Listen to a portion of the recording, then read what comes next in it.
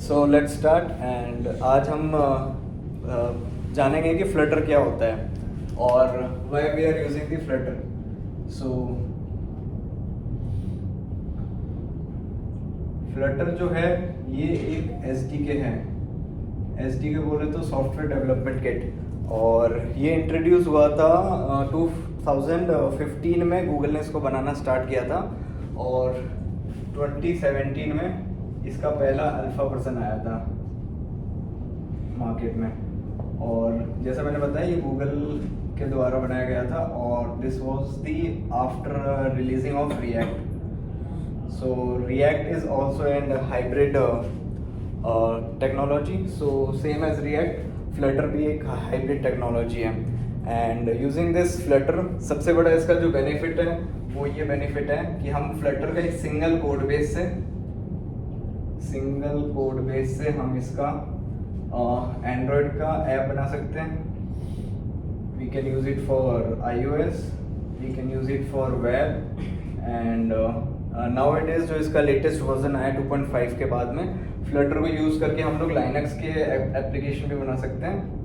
और वेब का जो EXE सॉफ्टवेयर जो हम इंस्टॉल करते हैं, जैसे क्रोम इंस्टॉल किया हमने या जो भी अपन एप्लीकेशंस इंस्टॉल करते हैं अपने विंडोज़ में, वो भी हम लोग अब इससे डिप्लॉय कर सकते हैं विंडोज़। और अभी ये फ्लटर 3.0 आया है, लास्ट आई गेस 6 मंथ्स हुए होंगे उसको। एंड उसके अंदर फ्लटर ने इंट्रोड्यूस किया गेम इंजन। तो आज 6 महीने से पहले क्या होता था, फ्लटर पे ओनली 2D रेंडरिंग होती थी। जब ये 3.0 आने के बाद में अब हम फ्लटर के ऊपर 3D रेंडरिंग भी कर सकते हैं। तो उसका फ़ायदा ये होगा कि हम एनिमेशन अच्छे यूज़ कर सकते हैं उसमें। और we can create simple games जिसके अंदर हम 3D का कुछ भी यूज़ कर सकते हैं। So these are the some of the benefits that we are getting day by day from the flutter. So next हम पॉइंट कवर करेंगे कि वाई फ्लटर हम फ्लटर क्यों यूज़ कर रहे हैं, why we are not sticking to the android native और Kotlin और स्विफ्ट। सो जैसा मैंने बताया android, iOS, web, Linux, Windows and iOS के भी ऐप्स बनने लगेंगे। सो एक सिंगल कोड बेस से जब अपन इतनी सारी चीज़ कर सकते हैं तो why we should put efforts in different technologies, different resources. उसमें टाइम भी ज़्यादा लगेगा, टेस्टिंग का भी टाइम जाएगा, डेवलपमेंट से पहले जो आर्किटेक्चर बनता है उसमें भी। सो इसीलिए हम लोग क्या फ्लटर यूज़ करते हैं कि एक सिंगल कोड बेस से हम मल्टीपल प्लेटफॉर्म्स को टारगेट कर सकें। सो ये एक इसका बेनिफिट्स है। Second is customisable widgets. So पहले समझते हैं विजेट क्या होता है। जो फ्लटर के अंदर UI बनता है वो पूरा विजेट के ऊपर डिपेंडेंट होता है। Let's suppose this is an login screen. तो सबसे पहले हमारी एक मोबाइल का जो भी स्क्रीन रहता है उसका हाइट और विड्थ रहता है कुछ, तो वो फ्लटर आइडेंटिफाई करके उसके बाद जब भी हम डिज़ाइन स्टार्ट करते हैं तो एक स्कैफोल्ड लेते हैं। स्कैफोल्ड पूरे स्क्रीन को कवर करेगा एंड आफ्टर दैट यहाँ हमें लोगो लगाना है, तो इधर हम यूज़ करेंगे विजेट। ये हो गया इमेज का विजेट। उसके बाद अब हम यहाँ डालेंगे text bar, that is also विजेट। उसके बाद पासवर्ड के लिए वो भी टेक्स्ट का विजेट होगा। देन उसके बाद हम जो भी बटन यूज़ करेंगे, फॉरगेट पासवर्ड वाला यूज़ करेंगे, ये सब क्या विजेट होते हैं। तो फ्लटर में कोई भी डिज़ाइन बनता है तो उसके लिए हम विजेट यूज़ करते हैं। बेसिकली हमारे पास 2 टाइप के मेजर विजेट्स होते हैं, दैट इज स्टेटलेस विजेट एंड स्टेटफुल विजेट। जैसा स्टेटलेस में क्या होता है कि उसकी स्टेट चेंज नहीं होती रन टाइम के, जब रन टाइम हो रहा होता है एप्लीकेशन का, तो उससे क्या हम मेमोरी सेव कर सकते हैं। जहाँ पे भी हमें रिक्वायरमेंट नहीं है कि हमें स्टेट चाहिए या स्टेट चेंज नहीं हो रही है तो वहाँ हम स्टेटलेस यूज़ करेंगे। और जहाँ पे हमें रिक्वायरमेंट है स्टेटफुल की, लाइक रन टाइम में एप्लीकेशन में कोई डेटा चेंज होने वाला है तो वहाँ हम यूज़ करते हैं स्टेटफुल का। सेकेंड इसके बाद जो नेक्स्ट चीज़ आती है कि फ्लटर हम क्यों यूज़ कर रहे हैं, उसका है ग्रोइंग कम्युनिटी। कि इसकी कम्युनिटी डे बाई डे बड़ी हो रही है क्योंकि इसमें ज़्यादा से ज़्यादा डेवलपर जुड़ रहे हैं, जो इसकी मेन खासियत है। इस कारण से सिंगल कोड बेस से मल्टीपल प्लेटफॉर्म को हम टारगेट कर रहे हैं, इसलिए इसकी कम्युनिटी बढ़ती जा रही है day by day. And last जो इसका सबसे मेजर एडवांटेज है वो है गूगल का सपोर्ट। ये गूगल ने निकाला है, तो गूगल का एक एक्सटेंसिव सपोर्ट है इसके अंदर। तो गूगल हमें सपोर्ट कर सकता है कि like we are stuck at somewhere, so उस केस में गूगल का भी सपोर्ट रहता है हमारे पास में। आफ्टर दैट ये समझ लिया हमने फ्लटर के बारे में। एक और चीज़ बताता हूँ, फ्लटर मैंने बताया था Flutter is an SDK। So Flutter के अंदर कोई भी हमें कोडिंग करनी होती है तो उस चीज़ के लिए हम एक स्पेसिफिक लैंग्वेज यूज़ करते हैं, that is called dart language. Now कुछ भी हमें कोड करना है फ्लटर में तो हमें यही लैंग्वेज यूज़ करनी पड़ेगी। Dart is an object oriented language. इसके अंदर वही जो 4 पिलर्स होते हैं ऑब्जेक्ट ओरिएंटेड के, वो पता होंगे आप लोगों को, classes, objects, inheritance, reusability of the codes, and वो सब चीज़ें यूज़ करके हम डार्ट को यूज़ करते हैं इसके लिए। टिल देन किसी को कुछ डाउट है तो यू कैन आस्क। डिजाइन कैसे, मतलब अगर एंड्रॉइड की ऐप बनाई है तो वो वेब में कैसा दिखेगा सेम? फॉर दैट उसके लिए हमें उसमें डालना पड़ता है, फ्लटर में एक कमांड आती है, उससे हम उसको कोड में लिख सकते हैं तो वो कमांड आइडेंटिफाई कर लेती है कि what is the code base of that operating system, किस ऑपरेटिंग सिस्टम पे चल रहा है। It can identify like iOS पे है, एंड्रॉइड पे है, वेब पे है, और वेब पे है तो मीडिया क्वेरी को यूज़ करके हम उसकी साइज आइडेंटिफाई कर सकते हैं। तो कैसे फाइंड आउट करता है कि ये वेब के लिए, जैसे कि हमारा डॉट एपीके हो गया, इसके लिए हो गया, तो इसके वेब के लिए कैसे? इसके अंदर कोई नेटिव कोड है ना, मैंने बताया एक फंक्शन चलता है, एप्लीकेशन जैसे ही स्टार्ट हुआ फंक्शन सबसे पहले रन करेगा। फंक्शन कैन आइडेंटिफाई कि ये एंड्रॉइड डिवाइस है, ये iOS डिवाइस है या वेब है, और किसी भी डिवाइस पे चल रहा हो तो मीडिया क्वेरी के थ्रू उसकी वो डायमेंशंस भी ले लेता है। तो based upon the dimension it can make responsive designs also. नहीं, रिस्पॉन्सिव तो ठीक है, बट अगर मतलब क्या डिजाइन सेम रहेगा सारे डिवाइसेस में? इफ़ यू वांट सेम डाल सकते हो, इफ़ यू वांट कि अगर सपोज जैसे अगर हम बात करते हैं फ्लिपकार्ट, ठीक है, फ्लिपकार्ट हमारी उस पे चलती है, प्रोग्रेसिव लेवल पे। ओके, उसका मोबाइल में लुक है, वो वेब ऐप भी, हाँ, वेब मोबाइल में लुक उसका डिफरेंट है, मैप में डिफरेंट है। करेक्ट, हाँ। तो वो क्या इसमें कैसे? इसमें ऐसे करने का ये है कि if device type is equal to web, then you can render this विजेट, और ये जो विजेट होगा इसकी हाइट और वेट सारी वेब के हिसाब से इसकी होगी। कोडिंग अलग होगी कि हाँ, कोडिंग चलेगी? नहीं, कोडिंग अलग करनी पड़ेगी क्योंकि हमें वो रिस्पॉन्सिव बनाना है लेआउट चेंज करना ना। होगा। हाँ, और अगर आपको लेआउट चेंज नहीं करना, लाइक आपका सर्च बार है जो मोबाइल स्क्रीन में यहाँ पे टॉप पे ऐसे दिख रहा है, और सेम अगर आप इसको वेब में खोलोगे तो लैंडस्केप में खुलेगा तो सर्च बार की विड्थ बड़ी हो जाएगी।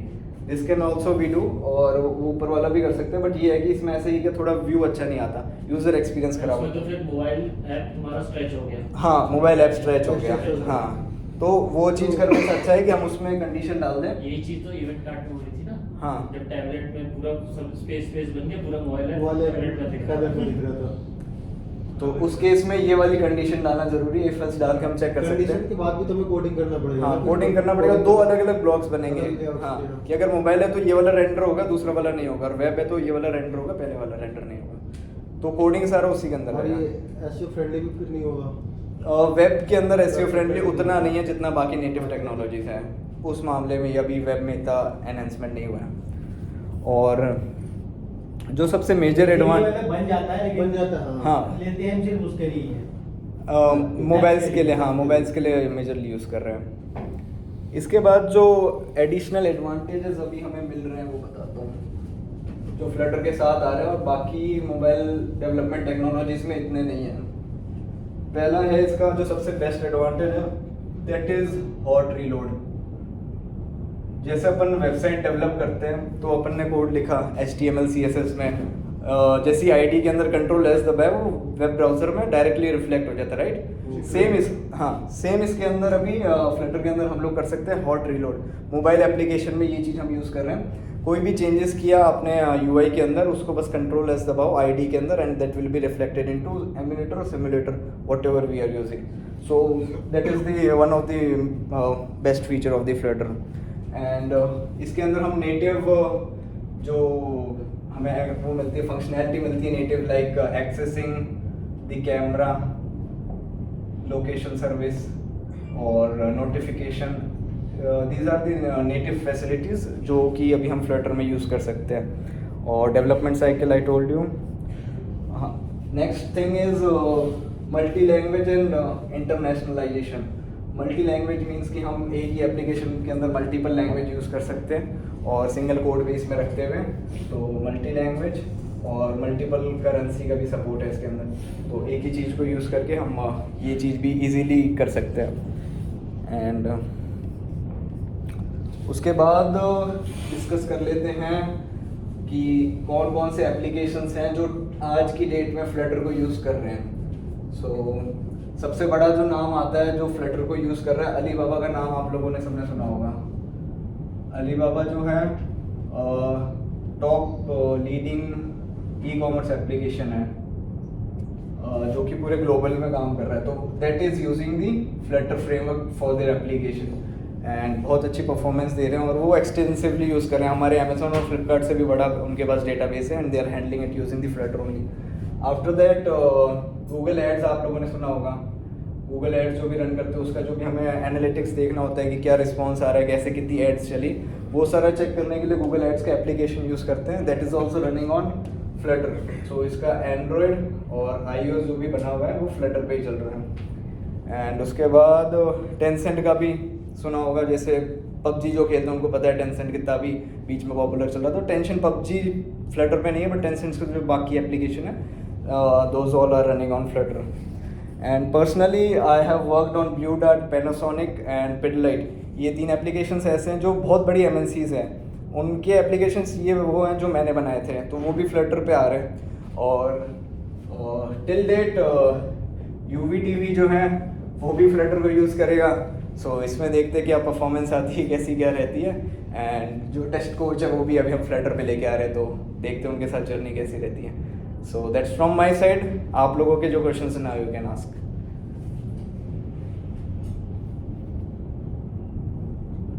इसका कैसे वर्क करता है, जैसे आपने डार्ट बता दी, और भी चीज़ें बताओ ना कि लाइक कैसे इसमें फंक्शनलिटी कैसे होती है, Background जैसे process एंड्रॉइड कैसे चलता है? अच्छा इसमें आपने पैच आप तुम पूछो पैच मोड ये सब बताया था। हाँ। तुम भी यही सब यूज करते देखो, हाँ, इसके अंदर जो चलता है, जैसे हम, उसके हाँ, बारे में मेन जो थिंग है इसके अंदर, जैसे आप एंड्रॉयड पे डिप्लॉय कर रहे हो तो ये क्या करेगा, एंड्रॉयड का जो कॉटलिन है, कॉटलिन पे ये कोड को कन्वर्ट करेगा पहले, देन जो एंड्रॉयड का प्रोसेस चलता है, लाइफ साइकिल चलती है, that will be same followed. And if you are deploying it for iOS, then ये स्विफ्ट जो उसकी नेटिव लैंग्वेज है उस पे कोड को कंपाइल करेगा and then it will give the response. So उनका नेटिव यूज़ करता है ये फ्लटर, इसके पास उनकी लाइब्रेरीज है, उन्हें उस हिसाब से ये रेंडर कर लेता है चीज़ों को नेटिव के साथ। मतलब कोड बेस तुम वहाँ पे देते हो अपना, तो हमें कुछ नहीं देना होता, फ्लटर का जो SDK है उसके हाँ, पास वो- ऑलरेडी वो सारी चीज़ें हैं, तो वो ऑटोमेटिकली कर लेता है। मल्टी थ्रेडिंग कैसे काम करती है इसमें? जैसे मल्टी थ्रेडिंग सेम एंड्रॉइड जैसी है, जैसे हम मल्टीपल थ्रेड्स बनाते हैं, इसमें by default multi threading support नहीं करता है, इसमें कुछ थर्ड पार्टी प्लगइन्स डाल के फिर हम बना सकते हैं मल्टी थ्रेडिंग। एंड्रॉइड के लिए अलग कोड लिखते हैं थ्रेडिंग का और iOS के लिए? नहीं, मैंने आपको बताया ना, पैकेज डालना पड़ता है, वो पैकेज डालते हैं तो उसमें एंड्रॉयड नेटिव वेब के सबके कोड्स होते हैं, वो रिस्पेक्टिवली उसके लेके उसी हिसाब से कंपाइल कर देता है। और नोटिफिकेशन का मैंने आपको बताया, नोटिफिकेशन वो सब क्या, जो लाइब्रेरीज हैं, नेटिव की लाइब्रेरीज हैं, नेटिव की रिक्वायरमेंट जरूरी होती है उसमें, नोटिफिकेशन के लिए, स्टोरेज के लिए, लोकेशन के लिए। वो अलग अलग कोड लिखते हो? नहीं, कोड एक ही रहता है, अच्छा। वो कंपाइल इस हिसाब से अपने हिसाब से करता है जहाँ पे भी हम उसको डिप्लॉय कर वो रहे हैं। लाइब्रेरी प्रोवाइड कराती है दोनों? हाँ, वो SDK में रहता है, तो वो ऑटोमेटिकली जिस प्लेटफॉर्म पे आप उसको डिप्लॉय कर रहे हो वो वहाँ से ले लेता है, ऐसा। Anything else? आईडी कौन सा यूज करते हो इसमें? बेस्ट आईडी एंड्रॉयड स्टूडियो है और VS कोड है। एंड्रॉयड स्टूडियो जो है ये थोड़ा हैवी रहता है, VS कोड लाइट वेट है, रैम कंजप्शन कम है, प्रोसेसर कंजप्शन कम है, और एमुलेटर जो हम यूज़ करते हैं वो एंड्रॉयड स्टूडियो से ही आता है again. And if you are on Mac machine then आपको सिमुलेटर मिलता है, जैसे आप आईफोन के डिवाइसेस पे वर्चुअली टेस्ट कर सकते हो जो भी आपको चाहिए, iPhone 7, 11, 12 जो भी एनीथिंग सिमुलेटर मिलता है आपको, तो सेम कोड बेस से। और मेन जो कॉन्सेप्ट रहता है इसमें डिज़ाइनिंग का वो ये रहता है, जब भी इसके डिज़ाइंस बनते हैं फिग्मा के, तो वो जैसे सेम डिज़ाइंस बनने होते हैं, तो उसमें हमें ये चीज़ का ध्यान रखना पड़ता है कि जो जैसे आईफोन होता है उसमें बैक बटन का नहीं रहता है, तो वो हमें बाय डिफ़ॉल्ट फिग्मा में ही डालना पड़ता है कि फिग्मा में हर स्क्रीन के ऊपर बैक बटन रहे ताकि वो एंड्रॉयड वालों को भी सहूलियत रहे और iOS वालों की भी रहे, क्योंकि iOS पे बैक बटन रहता नहीं है, तो इस चीज़ का थोड़ा ध्यान रखना पड़ता है। फिग्मा वायर फ्रेम्स जो आप Adobe XD के डिज़ाइंस देखते हो, that is called Figma designs और समथिंग। फिग्मा एक अलग अलग टूल है, मतलब पहले इंडिपेंडेंट काम करता था पर अभी रिसेंटली एडोब ने इसको एक्वायर कर लिया है। तो जो जैसे डिजाइनिंग UI UX में डिजाइनिंग के 3 टूल होते हैं बेसिकली, फिग्मा होता है, XD होता है, स्केच होता है। Sketch XD is own by Adobe और फिग्मा भी अब एडोब भी ओन कर रहा है। तीनों के अपने अपने अलग अलग फीचर्स है, अलग अलग प्लगइन्स हैं, थर्ड पार्टी सॉफ्टवेयर करते हैं उसके अंदर भी, पर मोर और लेस 70-80% सेम ही होता है, बनाने का तरीका सेम होता है। उसमें आपका एनिमेशंस वगैरह फिग्मा में ज़्यादा होते हैं एज कम्पेयर टू एक्सडी, उसमें प्लगइन सपोर्ट ज़्यादा है, बस ये तो इसको iOS पे भी डिप्लॉय कर सकते हैं क्या फ्लटर को? हाँ इजीली। मतलब वर्जन Android, 12 पे कैसे iOS and- किस पे? वर्जन 12 वगैरह के इशू आते हैं जैसे एंड्रॉइड में, हाँ नेटिव में, इसमें फ्लटर हाँ, तो जैसे आप लोग जो भी कॉन्फ़िगरेशन होती है वो आप इसमें एंड्रॉइड मैनिफेस्ट में डालते हो, सेम फाइल इसमें जनरेट होती है एंड्रॉइड manifest.xml एक्सटेंशन से। उसके अंदर जो भी हमें रिक्वायरमेंट डालनी है आपने जान मतलब स्पेसिफिक कोड हमें जाके एंड्रॉइड वाले एंड्रॉइड में ही डालना पड़ता है। इवन अगर हमें कोई एंड्रॉइड की ऐसी चीज़ चाहिए जो फ्लटर में टिल डेट अवेलेबल नहीं है, तो हम उसका क्या फंक्शंस होते हैं एंड्रॉइड में, वो फंक्शन हम इसमें इंपोर्ट करा सकते हैं फ्लटर में। लाइक एक कोई इंडोर एटलस करके प्लगइन था, एंड्रॉइड में है, फ्लटर में नहीं था, तो उसका हमने वो पैकेज बनाया था, तो वो पैकेज हमने XML में ही इंपोर्ट किया था। तो वो ओपन फंक्शंस होते हैं एंड्रॉइड के अंदर, वो ओपन फंक्शन हम XML में डालते हैं, देन XML से उसको अपन फ्लटर में इनहेरिट कर लेते हैं। तो हमें क्या इसमें, जैसे ये एक फीचर हो गया जो एंड्रॉइड में अवेलेबल था टिल डेट से, तो उस ओपन फंक्शन को यूज़ करते हुए हमने उसको फ्लटर में भी इंटीग्रेट कर दिया। सेम स्विफ्ट में कर सकते हैं, जैसे स्विफ्ट में कोई फंक्शन है जो कि फ्लटर में अवेलेबल नहीं है, तो उसका ओपन फंक्शन हम वहाँ क्रिएट करेंगे स्विफ्ट में, उसके लिए नेटिव कोडिंग की रिक्वायरमेंट रहेगी। जैसे एंड्रॉइड में नोटिफिकेशन के लिए फायरबेस का नोटिफिकेशन अलग हाँ, चलता है, हाँ। iOS में चलता है पुश किट उनका, हाँ, तो अलग कोड लिखते हो तो। नहीं कोड सिंगल ही रहता है। मैंने आपको बताया ना कि हम पैकेज यूज़ करते हैं, वो ही इन सारी चीज़ों का ध्यान रखता है कि वो कॉटलिन में जाएगा या स्विफ्ट में जाएगा, उस अकॉर्डिंग वो ऑटोमेटिकली कर लेते हैं। इसमें अलग कोड लिखने की ज़रूरत नहीं है। अलग कोड लिखने की ज़रूरत कब आती है, जब कोई एक ऐसा फीचर यूज़ करना है जो स्पेसिफिकली एंड्रॉइड में है और फ्लटर में आज तक आया नहीं है या उसका कोई प्लगइन नहीं है। जब हम क्या करते हैं एंड्रॉइड XML में उसका पर्टिकुलर ओपन फंक्शन यूज़ करके देन उसको इनहेरिट करते हैं। सेम फॉर स्विफ्ट, जैसे मैंने बताया, जो अपने पास फ्लटर के अंदर अभी नहीं है उसको यूज़ करने के लिए XML फाइल को यूज़ करते हैं इनहेरिट करने के लिए। ये और डिजाइनिंग में एक डिजाइनिंग का एक कोड लिख सकते हैं, दोनों एंड्रॉइड और iOS के लिए, वो रेस्पॉन्सिव टैबलेट में भी दोनों के लिए रहता है। हाँ, दोनों के लिए रिस्पॉन्सिव रहेगा, बट आपको उसको बनाना पड़ेगा कि अगर ये स्क्रीन साइज आ रहा है, लैंडस्केप आ रहा है, तो हाउ इट शुड रेंडर।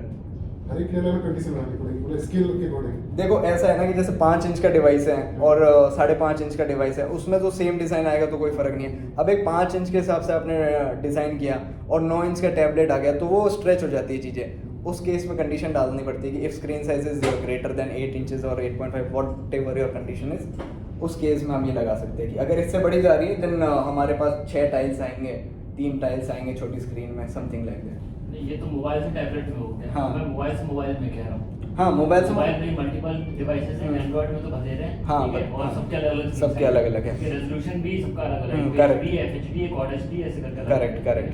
तो उसमें कैसे ये अभी जो हम डिज़ाइन करते हैं वो डिज़ाइन करते हैं देखते हुए 4 इंच के डिवाइस से लेके 7.5 से 8 इंच तक। ठीक है। तो इसमें जो भी रहता है ये पूरा रिस्पॉन्सिव बनती है, ये वाली रेंज जो होती है। अब 8 इंच के ऊपर जाता है, ये बेसिकली डिपेंड करता है रिक्वायरमेंट के ऊपर। जैसे आप कह रहे हो कि मेरे को हर यूज़र को एकदम हाई क्वालिटी प्रीमियम डिज़ाइन दिखाना है, तो हमें हर एक इंच के ऊपर डिज़ाइन चेंज करना पड़ेगा। Like we are showing 3 tiles और 4 tiles whatever the design is. और नहीं तो बेसिकली इसको देखा जाता है 4.5 से 5 इंच से लेके 8 इंच के जो मोबाइल डिवाइसेस जेनेरिक आ रहे हैं आजकल, बड़े बड़े भी आते हैं और मार्केट में छोटे भी हैं 5 इंचेस वाले। तो इसको पूरा रिस्पॉन्सिव बनाया जाता है कि इस बीच में एप्लीकेशन कहीं भी वो ज़्यादा स्ट्रेच ना करे किसी भी चीज़ को, तो ये रिस्पॉन्सिव बनता है। उसमें एग्जैक्ट नंबर्स कैसे तुम डिफाइन करते हो? फॉर एग्जांपल कि मैंने साइड बार का आइकन लगाया, बर्गर में आइकन लगाया मैंने, ठीक है, और उसको मैंने पैडिंग दे दिया 10 पिक्सल का चारों साइड से, ठीक है। अब ये तुम्हारा बन गया मान लो HD स्क्रीन के हिसाब से, ठीक है, जिसका रेजोल्यूशन 1280x720 है मान लो। ठीक है। अब 1920x1080 में वो कैसे रिस्पॉन्स करेगा? देखो इसमें क्या होता है ना, जैसे आपने बताया पिक्सल का डिज़ाइन आपने दिया 10 पिक्सल का, ठीक है, जो भी पैडिंग थी, तो इसमें हम क्या करते हैं, कभी भी वो 10 लिखते ही नहीं है। इसमें हम क्या करते हैं, एक वेरिएबल बनाया डबल टाइप का, इसको बनाया S width या जो भी यहाँ पे आपका नाम डालना है। यहाँ हम यूज़ करेंगे मीडिया क्वेरी, और मीडिया क्वेरी क्या कर लेगा, जो स्क्रीन की विड्थ है वो यहाँ स्टोर कर देगा और हम ये यूज़ करेंगे। अब मेरे को पैडिंग देनी है किसी की भी, ठीक है, तो पैडिंग मेरे को वहाँ लिखूंगा मैं S width into 0.01। तो ये क्या करेगा, 0.01 जो है ना, ये हर डिवाइस में रेशियो उतना ही रहेगा। अब मैं यहाँ जैसे 10 लिख देता ना, तो वो छोटों में दिक्कत देता, बड़ों में वो ज़्यादा बड़ा हो जाता। अब मैंने इसको यहाँ डायनेमिक वैल्यू दे दी कि 0.01% ही जाएगा विड्थ का। तो आप कोई सी भी स्क्रीन साइज डालो, विड्थ का जो परसेंटेज है ना, ये परसेंटेज हो गया, अब ये परसेंटेज फिक्स रहेगा। तो इससे क्या डिज़ाइन रिस्पॉन्सिव होती है। अब यहाँ 10 डाल देता तो मैं सारा काम खराब हो जाता, ये होता है। वही मतलब स्पेसिंग बाउंड जितना भी सब कुछ हाँ, परसेंट में डिसाइड होता है। सब कुछ, हाँ, ये परसेंटेज हम लोग डिफाइन कर देते हैं। ये हो गया विड्थ का। अब जैसे मेरे को हाइट का देना है, तो यहाँ मैंने हाइट का ले लिया, एज हाइट करके, और मीडिया क्वेरी को यूज़ करके सेम चीज फॉन्ट साइज में चलता होगा। सेम चीज फॉन्ट साइज में। अगर कुछ भी स्टैटिक कर दिया ना इसमें, हाँ, तो जैसे छोटा डिवाइस है तो फॉन्ट अपने आप छोटे हो जाएंगे। अब मैंने वहाँ 10 फिक्स कर दिया, बाकी चीज़ें छोटी हो गई, बट वो तो हाँ, वो फिर ओवरफ्लो की दिक्कत आने लगती है। तो सबसे बेस्ट तरीका यही है, मीडिया क्वेरी को यूज़ करके रिस्पॉन्सिव डिज़ाइन बनाओ, परसेंटेज को यूज़ करके। ये बेस्ट अप्रोच है। ओरिएंटेशन कैसे मेंटेन करते हैं? ओरिएंटेशन इसमें सबसे पहली बात तो है, जैसे रिक्वायरमेंट नहीं है कि आपको लैंडस्केप चाहिए, तो सबसे पहला तो आप ओरिएंटेशन फिक्स कर दो। अब ओरिएंटेशन आप दे रहे हो तो फिर उसमें डिज़ाइन के चैलेंजेस आने लगते हैं कि अगर लैंडस्केप है तो लैंडस्केप में विड्थ बड़ी हो जाती है। अब मैंने यहाँ ये दे रखा है 0.01 ये परसेंटेज दे रखा है, तो उस हिसाब से जो भी आइकन है या पैडिंग है बहुत ज़्यादा हो जाएगी, क्योंकि उस टाइम विड्थ ज़्यादा है, हाइट कम है, तो उसमें ये डिज़ाइन कॉम्प्लेक्सिटी लाने लगेगा। तो इस केस में क्या कर सकते हैं, अगर लैंडस्केप यूज़ कर रहे हैं तो इसके लिए अब हमें कंडीशन लगानी पड़ेगी यहाँ पे कि if device orientation is equal to जो भी है कि लैंडस्केप दे दिया, तो हमें ये विड्थ हमारी जाएगी 0.001 जाएगी, या जो भी रहेगा वो टेस्ट करके। तो इस केस में तो हर एक चीज मैनुअली डिफाइन करनी होगी लैंडस्केप के लिए। हाँ, मैनुअली डिफाइन करनी पड़ेगी। जो ऑटोमेटिक वो अपना ये बनाता होगा। वैसे जो हमने इसके लिए बनाया है, पोर्ट्रेट के लिए बनता है एप्लीकेशन, आप मोबाइल को जैसे रोटेट करोगे वो ऑटोमेटिकली उसके हिसाब से हो जाएगा जो हमने वैल्यूज पास कर रखी है। बट फिर आप उसको देखोगे तो किसी किसी पॉइंट वो आपको लगेगा स्ट्रेच्ड हो रहा है, इमेजेस काफ़ी ज़्यादा फट रही है और जो आइकन्स हैं वो ज़्यादा स्ट्रेच हो रहे हैं। सो उस चीज़ को ओवरकम करने के लिए अगर रिक्वायरमेंट नहीं है तो उसको डिसेबल कर दो कि लैंडस्केप होगा ही नहीं। और अगर आप लैंडस्केप की रिक्वायरमेंट डाल रहे हो देन उसके अकॉर्डिंग थोड़ा टाइम एक्स्ट्रा लगेगा यूआई डिज़ाइन करने में, तो उसका टाइम भी इंक्रीज़ हो जाता है, कॉस्ट भी इंक्रीज़ हो जाती है, और कोडिंग वाला जो एफर्ट्स है वो भी इंक्रीज़ हो जाते हैं। So basically आप ये बोल रहे हो कि अगर हम लैंडस्केप सपोर्ट कर रहे हैं तो has to be separate template for that. Correct, पूरा टेम्पलेट दोबारा बनेगा, there will be 2 template. Yes. एक आपका सिंपल होगा, एक आपका लैंडस्केप होगा। राइट। आप जैसे डिज़ाइन बनाओगे तो आपको भी लैंडस्केप के लिए अलग डिज़ाइन बनाना पड़ेगा कि इसमें ऐसा दिखेगा। और लेट्स सपोज हमारा ये था, तो इसमें ये लॉगिन का जो भी आइकन था सेंटर में आ रहा था, ये भी 2 मिनट में आ रहे थे, यूज़र नेम और पासवर्ड। तो अब मैंने इसको उसमें खोला लैंडस्केप में, तो ये ऑटोमेटिकली क्या करेगा, ये तो सेंटर में ही रहेगा, यूज़र नेम वाला यहाँ आ गया, पासवर्ड वाला यहाँ आ गया, ये वाला यहाँ आ गया। तो ये क्या स्पेस का यूटिलाइजेशन हमने अच्छे से कर लिया। अब वो एक के नीचे एक आता तो स्पेस भी ज़्यादा वेस्ट होता और वो यूआई यूज़र एक्सपीरियंस भी अच्छा नहीं आता। सो इस टाइप से कुछ हमें टेम्पलेट ही चेंज करना पड़ेगा। और अभी आई थिंक ओटीटी में ये वाला फीचर किसी में भी नहीं है, रोटेशन कोई भी अलाउ नहीं करता। हाँ, रोटेशन अलाउ नहीं करता। रोटेशन जब अलाउ होता है जब अपना फुल स्क्रीन करते हैं, जब ये अलाउ होता है। और उसके बाद जैसे रीजन यही है इसको Clear पे आ गया। ऐसे देखने का मुझे फायदा नहीं होगा, इसको मैं कैसे रीड करूँ? Space कम हो जाएगा ना। सेंस करता है। हाँ। बहुत लोग करते हैं। गेम तो सर वो डिफाइन होता है, या तो पोर्ट्रेट में चलेगा या तो लैंडस्केप में चलेगा, वो ऑटोमेटिक स्विच मारता है, गेम स्टार्ट होता है। ठीक है। और आज की डेट में अगर आप व्हाट्सएप को भी लैंडस्केप में खोलोगे तो खुल जाएगा, बट वो इतना एफिशिएंट नहीं है। आप एट ए टाइम मोस्टली 2 या 3 यूज़र को ही देख पाओगे रिसेंट चैट्स की, नीचे वाला नहीं दिखेगा, तो वो सेंस नहीं बनता उस चीज़ को करने का। यूज करते हैं। हाँ, और कोई question?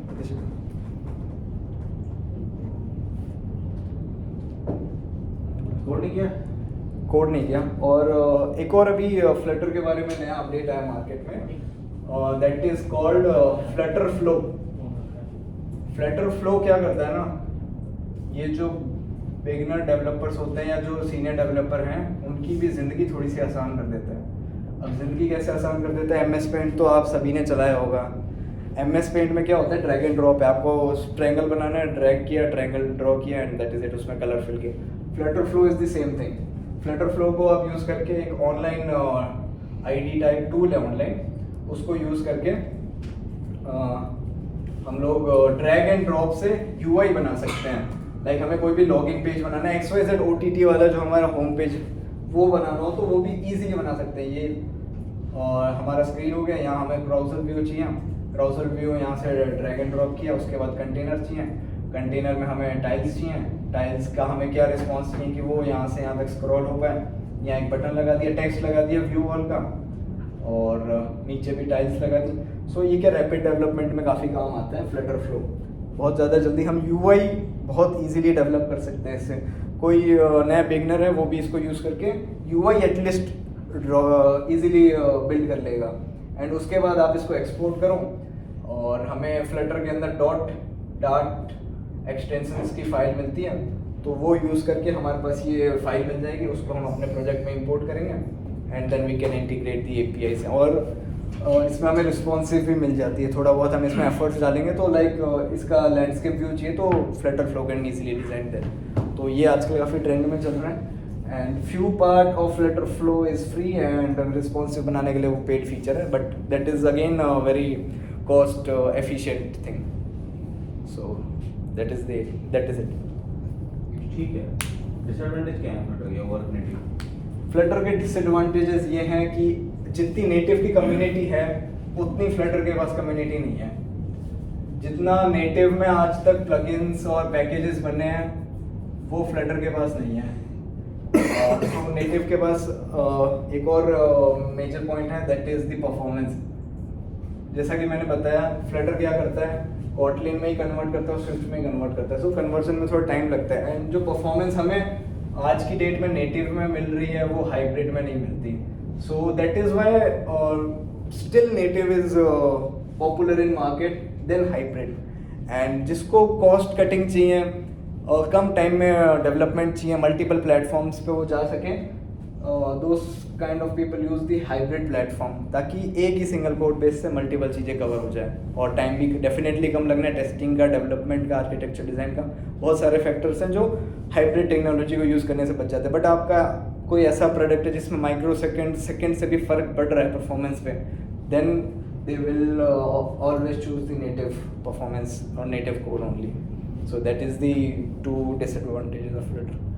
Any security concerns so far?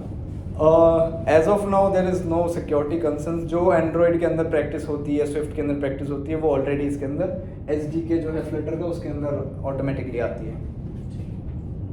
ऐसा कोई ब्लॉग्स किसने पढ़ा है कि Flutter के स्पेसिफिक ऐप्स में ये दिक्कत आ रही है, ऐसा कुछ नहीं पढ़ा किसने? जनरली होता है ना कि आज Android के इस वर्जन में ये vulnerabilities हैं, क्योंकि typically OS related होती हैं। Right. बट क्योंकि वी आर कन्वर्टिंग, ये प्लेटफॉर्म में सेट ऑफ रूल्स लिखे हुए हैं, कोडिंग को कन्वर्ट करते हैं, राइट। हो सकता है कोई रूल डेप्रिकेट हो चुका है। हाँ, डेप्रिशिएशन जब रहता है, जब हम कोई प्लगइन या पैकेज यूज कर रहे हैं, that is working on some older version, in that scenario अगर उसमें कोई वल्नरेबिलिटी है तो वो वल्नरेबिलिटी हमारे एप्लीकेशन में भी आ जाएगी उस पर्टिकुलर प्लगइन के साथ में। So what we can do is we can upgrade that plugin to a latest version, or we can switch to some alternative. In that case, we can get rid of this thing. Flutter में कुछ extra code भी लिखना पड़ता है। कोई चीज़ Android के लिए specifically लिखने से वर्जन का कोड लिखना है। हाँ। तो iOS के लिए तो कोई यूजेबल नहीं है उसका। हाँ, यूजेबल नहीं है। अब iOS तो सपोर्ट कर रहा है। हाँ। मतलब एक्स्ट्रा कोड भी लिखना पड़ता है। हाँ, जैसे मैंने आपको बताया ना, जब भी नेटिव का कोई हमें एडिशनल चीज़ें डालनी है तो डेफिनेटली कुछ हमें एंड्रॉइड मैनिफेस्ट में या फिर स्विफ्ट का कुछ डाल रहे हैं तो info.plist करके फाइल है, उसमें हमें एडिशनल चीज़ें डालनी पड़ती है। और हम मेजरली क्या करते हैं ना, लाइब्रेरीज काफ़ी यूज़ करते हैं। तो लाइब्रेरीज जो बनी रहती है ना, सारी जितनी भी लाइब्रेरीज बनी हुई है जो नेटिव फंक्शनैलिटी प्रोवाइड कर रही है, तो उसमें ऑलवेज कोड रहेगा एंड्रॉइड का, जैसे कॉटलिन का रह गया और स्विफ्ट का रह गया। तो इन दोनों के कोड उस पर्टिकुलर प्लगइन के अंदर होंगे और वो प्लगइन क्या करेगा कि एंड्रॉइड मैनिफेस्ट में आप एक पर्टिकुलर ये कोड ऐड करो और info.plist में पर्टिकुलर ऐड करो। जब वो पर्टिकुलर कोड ऐड करेंगे जब भी वो प्लगइन जब भी वो प्रोजेक्ट जो है डिप्लॉय हो पाएगा एंड्रॉइड iOS पे, क्योंकि वो नेटिव चीज़ें करनी पड़ती है डेफिनेटली। तो ये हर हाइब्रिड लैंग्वेज का यही दिक्कत है कि आपको उसमें नेटिव के कोड अलग से डालने पड़ेंगे और कुछ मेजर कंपाइलेशन टाइम भी इसका बढ़ जाता है कंपेयर टू नेटिव। हाँ, इसमें जो ऐप भी बनते हैं ना, जब हम ऐप बनाते हैं जैसे एंड्रॉइड के लिए APK बनाते हैं, तो उसका जो साइज होता है ना वो भी काफ़ी ज़्यादा होता है।